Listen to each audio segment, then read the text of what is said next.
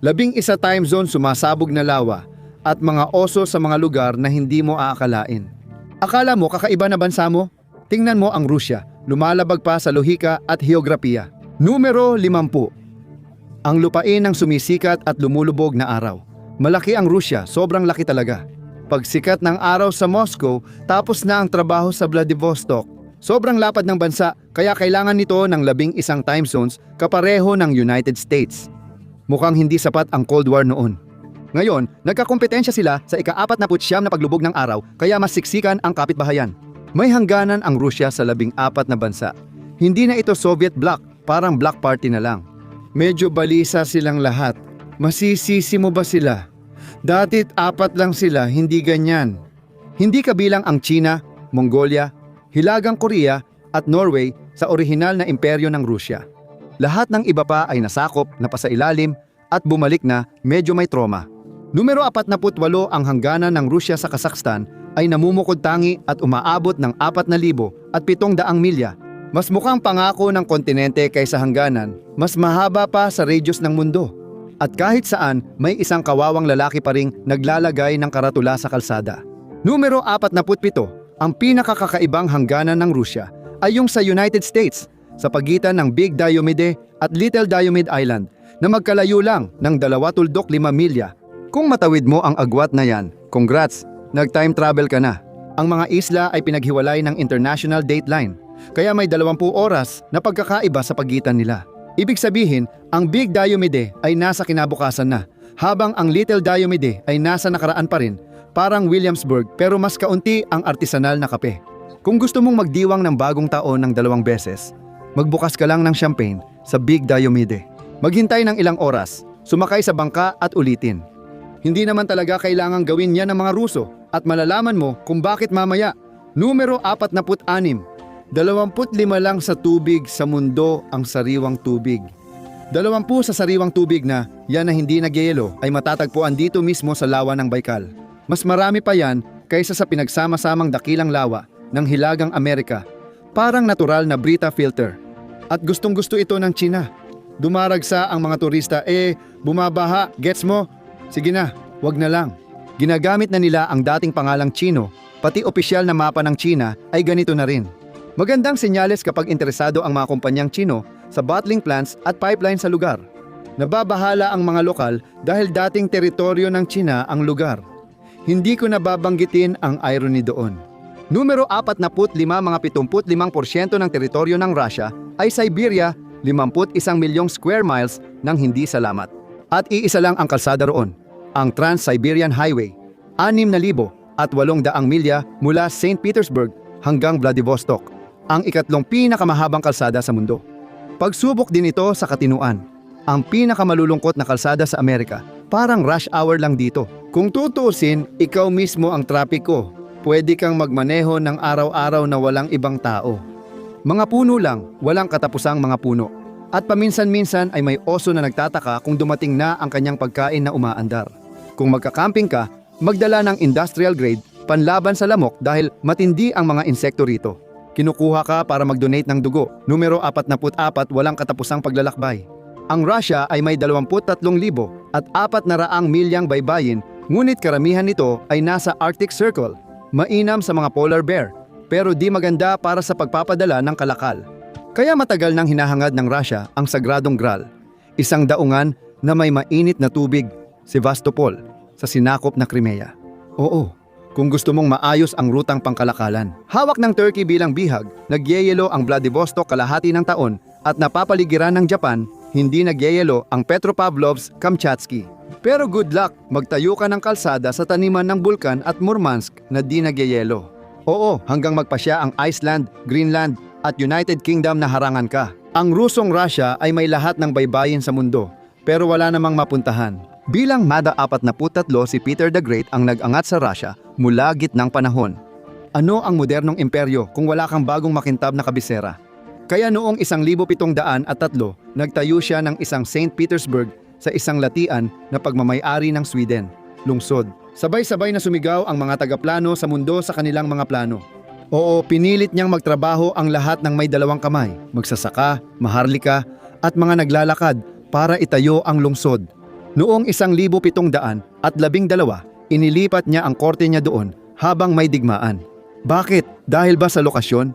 Lokasyon? Lokasyon sa tabi ng Baltic, magandang lugar kung di mo iisipin ang sakit mula sa putik at 3,000 at libong namatay. Modernisasyon ng konstruksyon na may mass grave.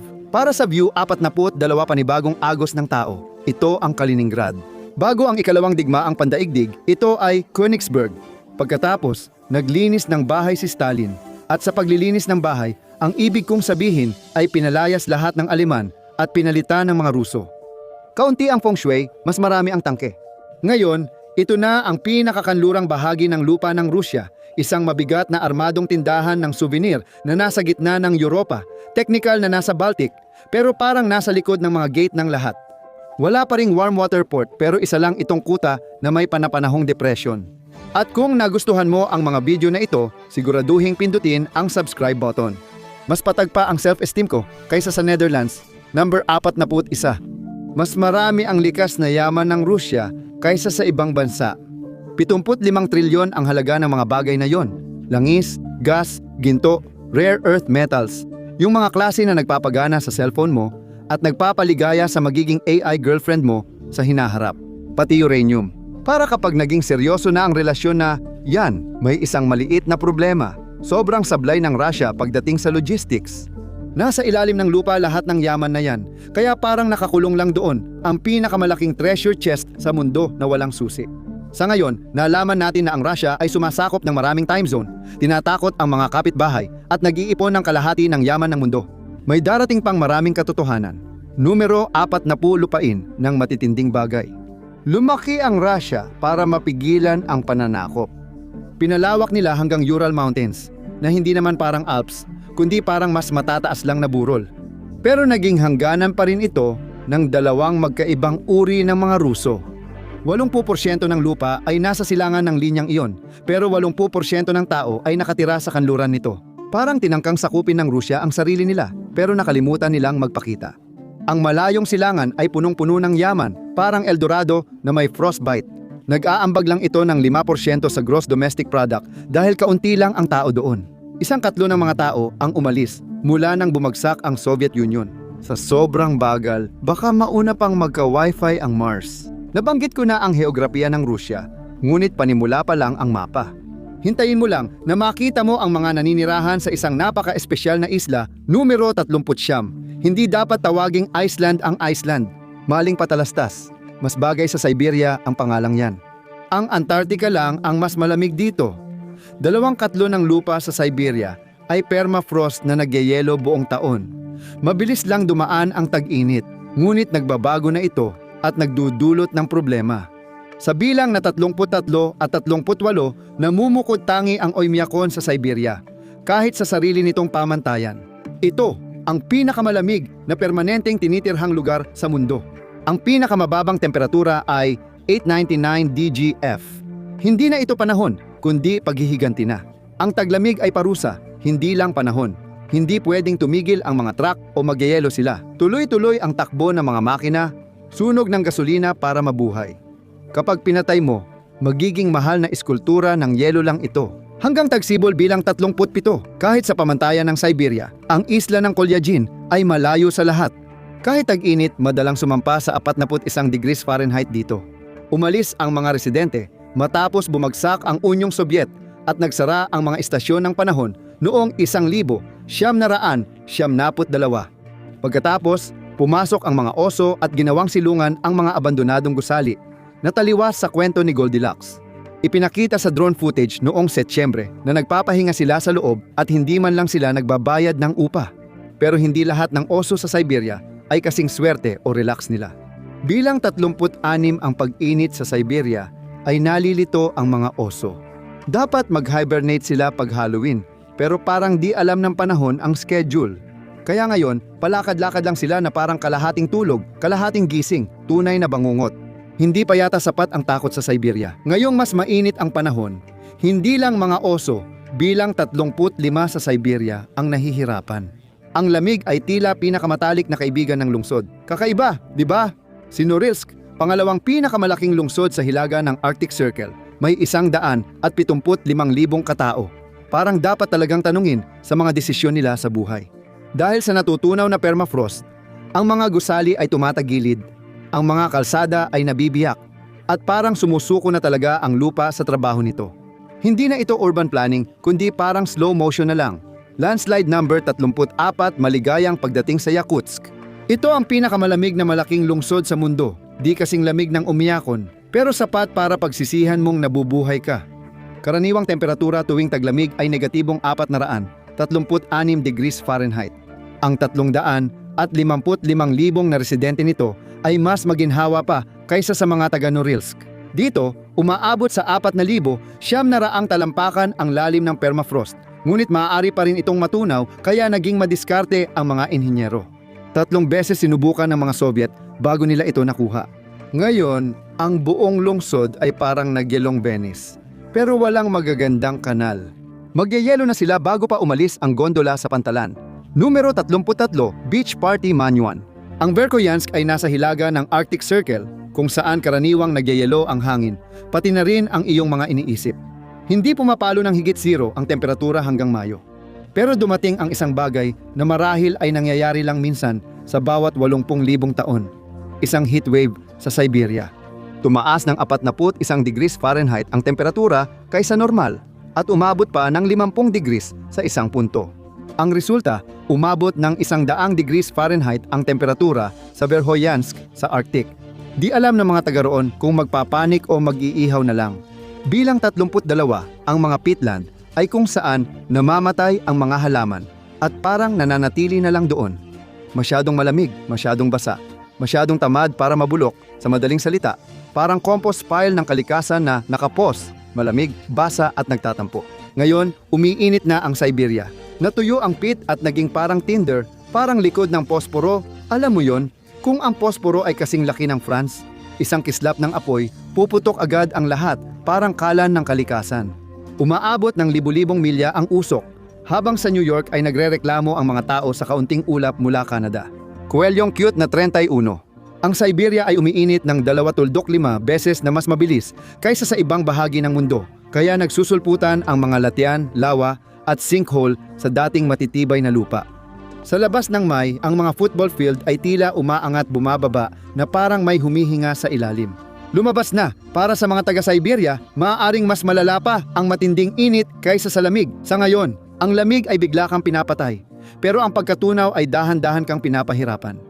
Nalaman natin na ang Russia ay may nagyayelong lungsod sa tukod, zombing oso, at mga biglaang sumusulpot na lawa. At ang pinakamagagandang katotohanan ay paparating pa lang. Numero 30. Noong 2017 natuklasan ng mga siyentipiko ang bumubulang methane sa ilalim ng Siberia. Napakarami nito, mga 7,000 bula ng gas ang nakulong sa ilalim ng tundra. May mga lokal pang naglakad dito, pinapanood ang lupang parang bouncy castle mula sa impyerno. Masaya ito hanggang sa maalala mong nasusunog ang methane at lumalala pa dahil binabago ng mga bula ang lupa.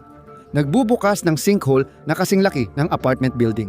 Ang methane ay 86 na beses na mas malakas kaysa carbon dioxide.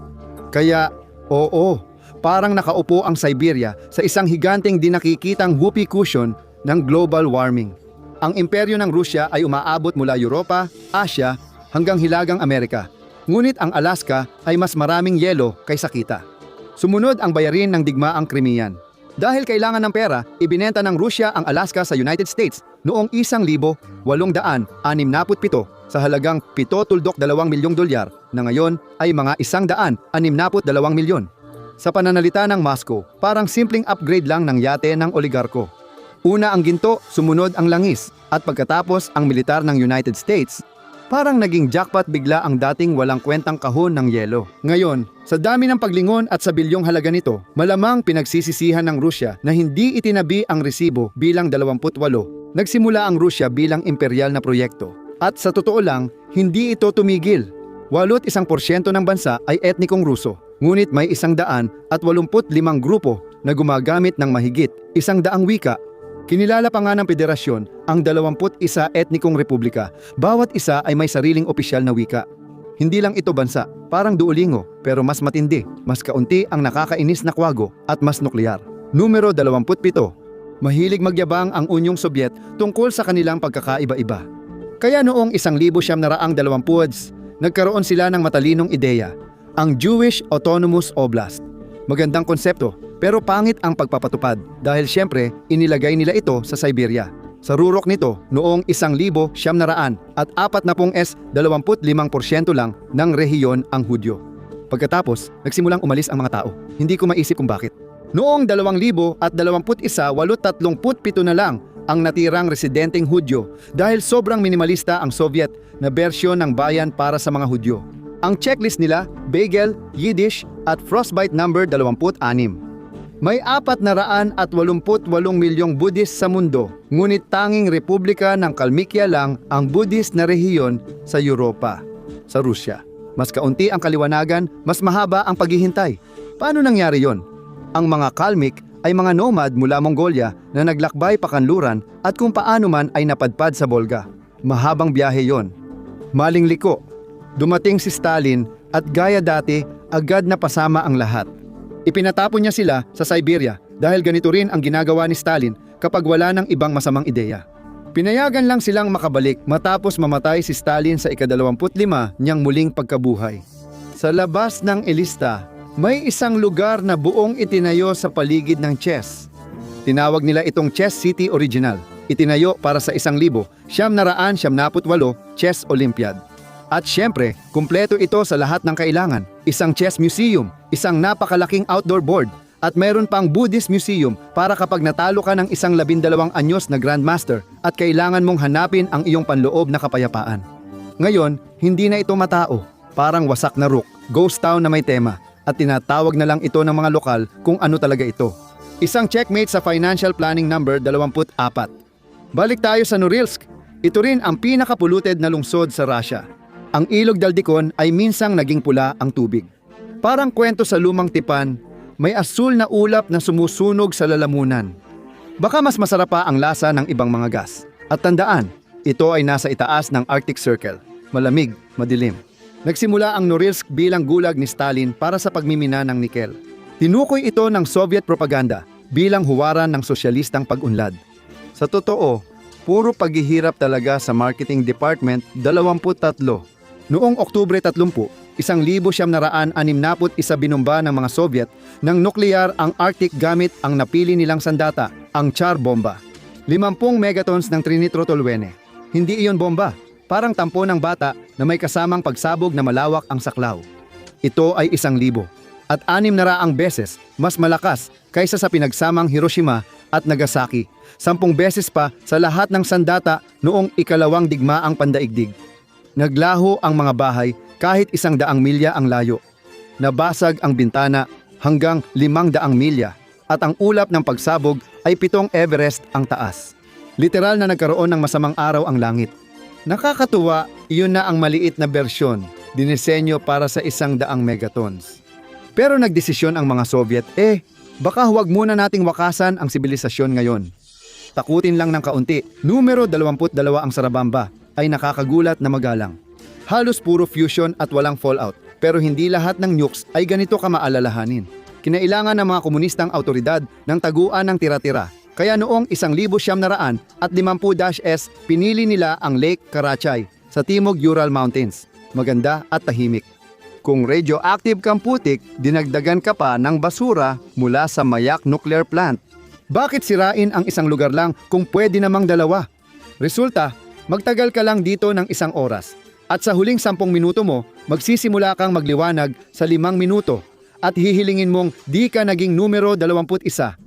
Hindi lang nagtayo si Stalin ng mga gulag at nuklear, gumawa rin siya ng plano ng pagtakas, ang deluxe na bersyon ng paranoia.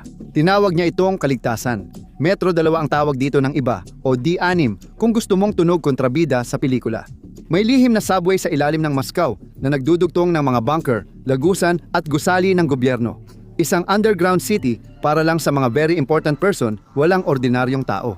Kung lumipad ang mga nuklear, hindi magtatago si Stalin. Sasakay lang siya ng subway papuntang penthouse ng Apocalypse. Ngayon, alam natin na may sumasabog na tundra, radyoaktibong lawa, at lihim na subway ang Russia. Parang naging Bond movie ang bansa, pero walang taksido, gadgets, o masayang ending. Handa ka na ba sa mas marami pang nakakatawang facts tungkol sa Russia? 20 bilang 20. Ang Bolshevik na orasan gustong ipagmalaki ni Stalin ang kanyang papel sa revolusyon, alamat at drama. Kung may Instagram dati, tiyak nag-selfie na siya.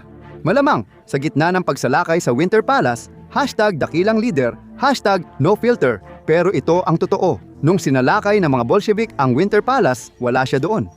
Itong orasan ay huminto sa 2:10 ng madaling araw. Oktubre 26, 1917 ang petsa ng revolusyon. Ilang siglo ring patay ang orasan na iyon, 100 taon na, parang huminto ang kasaysayan. Isang araw, pinaandar muli ng Hermitage Museum ang orasan. Naganap ang revolusyon, pero tapos na ito ayon sa direktor. Matapang ang mga salita na tila tinutokso ang tadhana. Sa bansang parang kolektor ng revolusyon na parang souvenir, umandar ulit ang oras na sa Rusya ay laging delikado. Kung akala mo kakaiba ang kasaysayan, mas magugulat ka sa kultura. Bilang 15, bilang 19, isang kakaibang ministro. Sa Disyembre 2020, nakita ng mundo ang kaguluhan, pandemya, protesta, pagpatay at mga putakti. Pero ang Rusya, sabi ng Rusya, hawakan mo ang vodka ko. May natagpo ang pusang iniwan sa Ulyanovsk. Kaya ano ang ginawa ng lokal na kagawaran ng kapaligiran? Ang tanging lohikal na ginawa nila ay gawing opisyal ng gobyerno, deputy minister ng tanggapan ng kapaligiran. Malamang mas kaunti rin ang korupsyon. May mga bansa na nagliligtas ng pusa. Ang Russia binibigyan sila ng titulo sa trabaho. Numero 18. Hindi lang revolusyonaryong orasan ang meron sa lumang Winter Palace. May mga pusa rin daw ito. Mga 70 ayon sa alamat ng mga orihinal na staff. Dinala ni Emperatrice Elizabeth ang mga pusa noong 1745.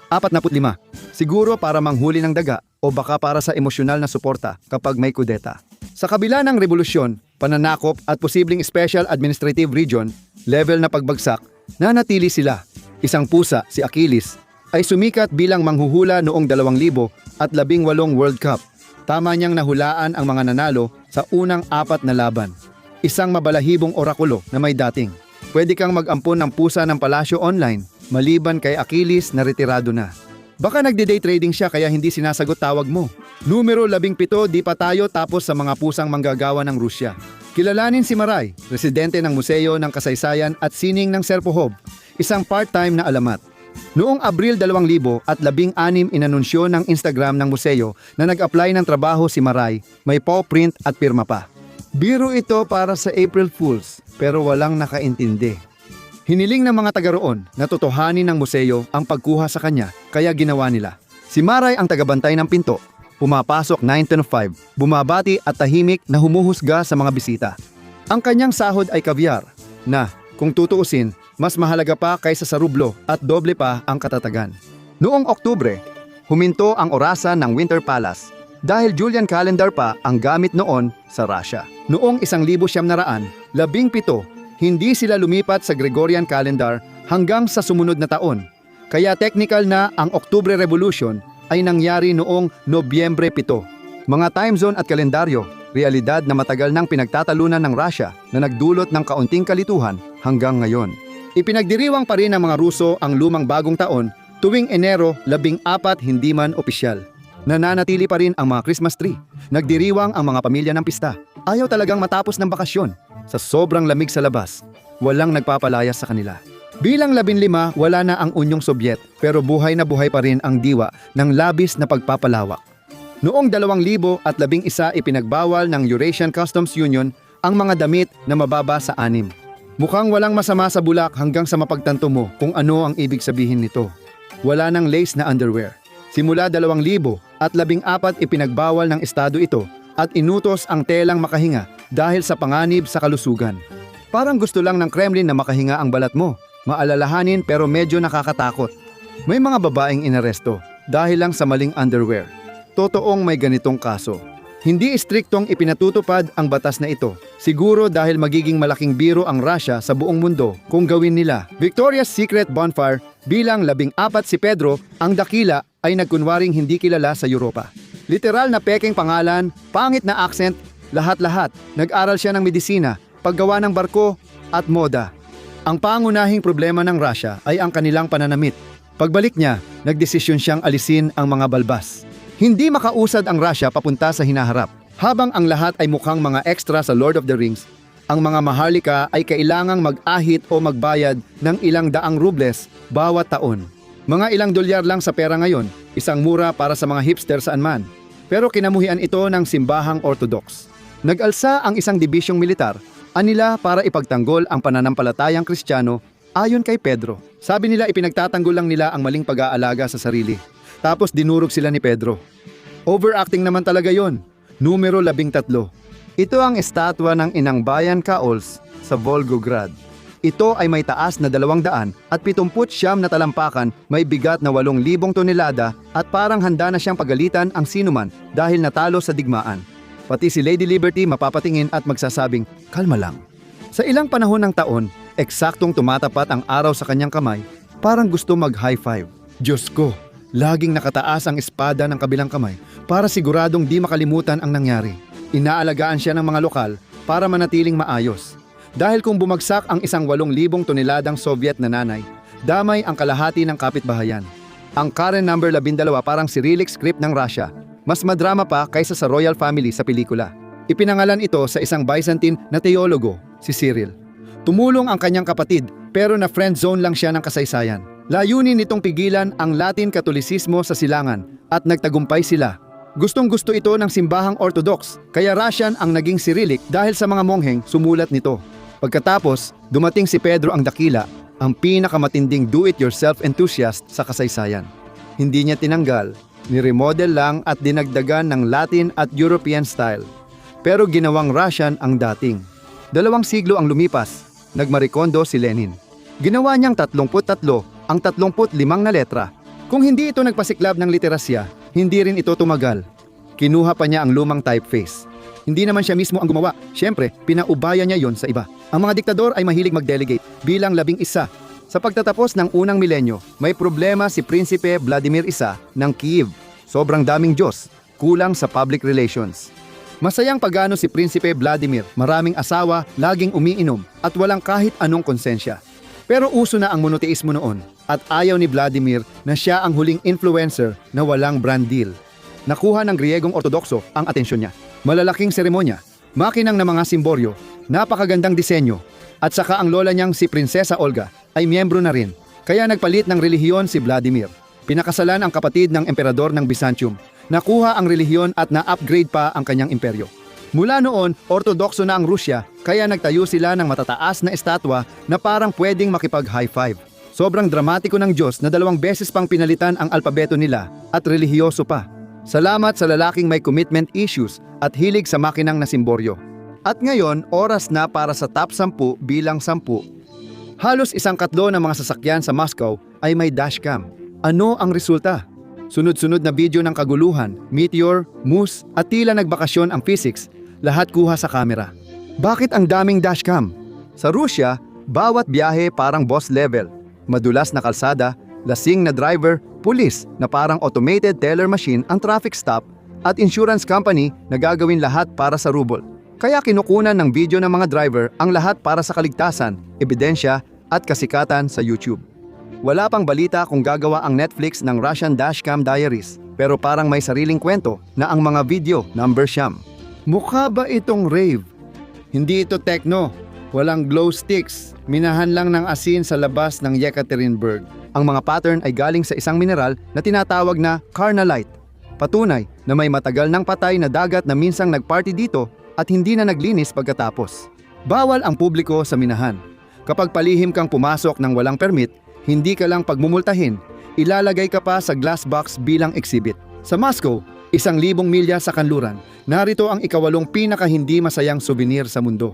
Sa Moscow, may kakaibang gusali mula pa noong 1970 kulay abo, parang block, at talagang mukhang Soviet, pero sa itaas, parang panaginip, isang buhol-buhol ng mga metal na kumikislap sa ilalim ng araw.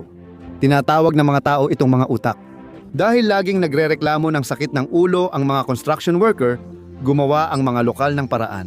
Akala nila mind control device ito para gawing zombie ang mga tao sa Moscow. Siyempre, ngayon ang utak ay isang restaurant na. Sosyal, mahal, at hindi rin nakakatakot kumpara sa orihinal na teorya. Numero 7, ang palasyo ng Yusupov sa St. Petersburg ay may kakaibang silid, maganda, makasaysayan, medyo isinumpa. At dito naganap ang pinaka-nakakabaliw na dinner party sa Russia. Palala na ang World War I. Si Tsar Nicholas II ay humihingi ng payo kay Rasputin, isang lalaking may kakaibang enerhiya. Kaya inimbitahan siya ni Prinsipe Yusupov para mag-usap habang may cake at cyanide.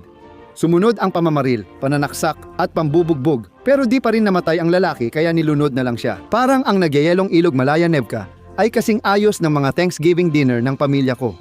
Mula sa tila immortal na mistiko ng Russia hanggang sa immortal na nostalgia number 6, hindi lang si Putin ang nananabik sa dating magagandang araw ng Soviet. Noong 2019 isang leader ang umabot sa 70 na approval rating. Si Joseph Stalin, ang taong namatay noong 1953. Sabi ng iba, dahil pinupuri ng gobyerno ni Putin ang Soviet noon. Siguro mas madali ang nostalgia kapag tinatanggal mo sa larawan ang taggutom. Bilang 5, mas mahaba ang buhay ng mga babae sa Russia kaysa sa mga lalaki.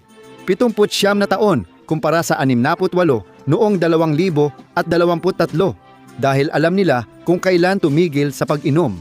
Ang mga lalaking Ruso ay umiinom ng 18 litro ng alak kada taon at 6 na litro lang ang mga babae. Ginawa na naman ng lalaking Ruso. Kung tatanungin mo sila, sasabihin nilang ito ang dahilan ng mahabang buhay nila. Matapos ang lahat ng vodka, nararapat lang na may mas healthy na opsyon ang Russia. Number 4 katas ng prutas, isa pang inumin ng Russia. Diretso mula sa puno, ang Gatorade ng kagubatan, literal na tinutusok ng mga tao ng straw ang mga punong birch at umiinom sila. Bawat isa ay pwedeng magbigay ng hanggang 5 pinta bawat araw. Parang vending machine ng kalikasan, maganda para sa puso, maganda para sa mga ugat ng dugo, at masama para sa mga mahilig yumakap ng puno. Katotohanan naman 3. Ang Russian Bear ay palayaw, mascot ng partido ni Putin at tila estilo ng buhay sa Russia. Hindi bawal mag-alaga ng oso. Sinubukan ng gobyerno na ipagbawal ito, pero sino ba ang aaresto sa taong may kasamang oso? Sige, malabong pumasok ka sa isang apartment sa Moscow at makakakita ng oso sa sofa, pero posible pa rin.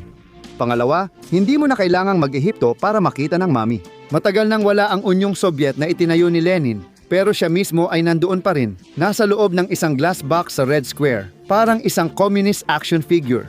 May grupo ng siyentipiko na nagtatrabaho para mapanatili siyang bago, at hindi lang siya mag-isa roon. Ganon din ang ginagawa nila para kay Ho Chi Minh sa Vietnam at sa mga Kim sa North Korea. Isang internasyonal na grupo para sa mga lalaking hindi sineryoso ang Rest in Peace. At heto na, ang fact number 1. Sa malayong silangan ng Russia, may kalsadang tinatawag na Road of Bones. Maganda ang pangalan pero masama ang kwento sa likod nito. Ginawa ito ng mga bilanggo sa gulag, mas marami pang patay kaysa aspalto. May nabuong bayan ng minahan na tinawag na Katikchan Kowal, Frostbite at Despair, na tinawag ding banal na tatluhan ng pamumuhay sa Siberia. Noong 1978, 500 residente na lang ang natira. Pagkatapos, pinutol ng gobyerno ang supply ng kuryente at pinalayas ang lahat. Naging isang ghost town na ito, pero sa may kalsada lang ay naroon ang Tomtor, isa sa pinakamayamang deposito ng rare earth sa buong mundo. Ngayon, nais ni Putin kontrolin ang rare earth market. Maaaring bumalik ang liwanag sa Kadikchan. Magandang ideya ang buhayin muli ang pinagmumultuhang bayan ng minahan. Salamat sa pagsama ngayon.